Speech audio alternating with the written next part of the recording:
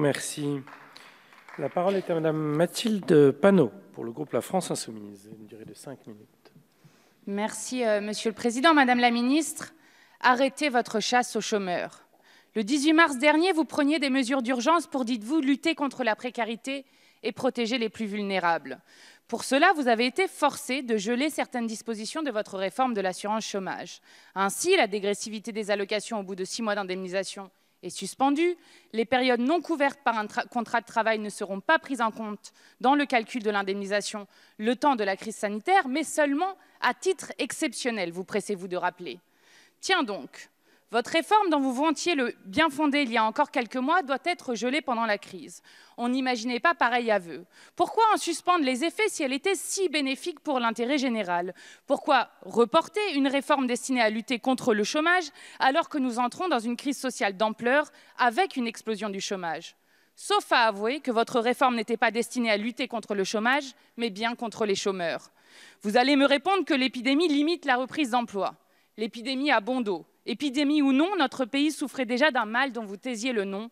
Elle s'appelle la pénurie. Avant la crise, on comptait 300 000 offres d'emploi non pourvues. On peut discuter ce chiffre-là, mais je passerai dessus. Pour 6 millions de chômeurs. Mais vous restiez aveugle. C'était votre mensonge préféré pour vendre votre réforme crasse. Il suffit de traverser la rue pour retrouver un emploi. Mais bien sûr, il est plus facile de culpabiliser les chômeurs de ce pays, de les rendre responsables de leur situation, que d'admettre l'échec de votre politique. Et la situation va aller en s'aggravant. L'OFCE nous dit que le chômage pourrait toucher 500 000 personnes supplémentaires. Les entrées au chômage pour fin de mission d'intérim ont augmenté de 151% au début du confinement. Avec vous aux manettes, la crise économique va sans aucun doute voir défiler faillites et plans sociaux. Mais vous vous obstinez. Vous préférez reporter votre réforme plutôt que de l'abandonner. Le carnage pourra reprendre en septembre. La crise n'est pour vous qu'une parenthèse et vous maintenez donc votre taxe sur les chômeurs. Car c'est de cela dont il s'agit, votre seule ambition de départ étant de faire 4,5 milliards d'économies sur celles et ceux qui sont privés d'emploi. Dans ce but, votre méthode moyenâgeuse est la saignée.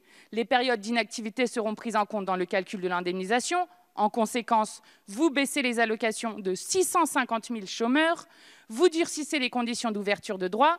Pour vous, ce sont 1,3 million de cases radiées de votre tableur Excel. Pour eux, ce sont des vies brisées et une mort sociale. Les personnes qui alternent contrats courts et périodes de chômage seront frappées de plein fouet. Ainsi, la boucle est bouclée. Vous avez d'une main détruit le Code du travail et facilité le recours massif des entreprises aux emplois précaires, et de l'autre, vous sanctionnez avec cette réforme celles et ceux qui les occupent. Et pour finir, plutôt que de diminuer le temps de travail pour que tous travaillent, vous emportez la durée à 60 heures par semaine et vous vous attaquez au droit au repos hebdomadaire. Mais quel génie, Madame la Ministre! Votre petite entreprise de destruction ne connaît pas la crise. La presse nous apprend que les sanctions pour 2 refus d'emploi ont repris le 11 mai, les radiations pour absence à convocation reprennent demain. Pendant ce temps, 14 000 personnes meurent chaque année du fait du chômage de longue durée. Maintenir votre réforme dans ces circonstances devrait vous faire honte. Toutes vos réformes pour libérer les énergies, flexibiliser l'emploi, réduire le coût du travail, je ne sais quelle foutaise, ont déjà montré maintes fois leur échec. C'est tout le contraire de votre politique qu'il faut mettre en place. Car le chômage est un choix politique. Il faut au contraire partager le temps de travail, enclencher la bifurcation écologique et solidaire afin de créer des centaines de milliers d'emplois socialement et écologiquement utiles. Il faut garantir un emploi digne à toutes et tous. C'est une impérieuse nécessité dans cette crise sanitaire qui voit déjà le nombre de chômeurs exploser.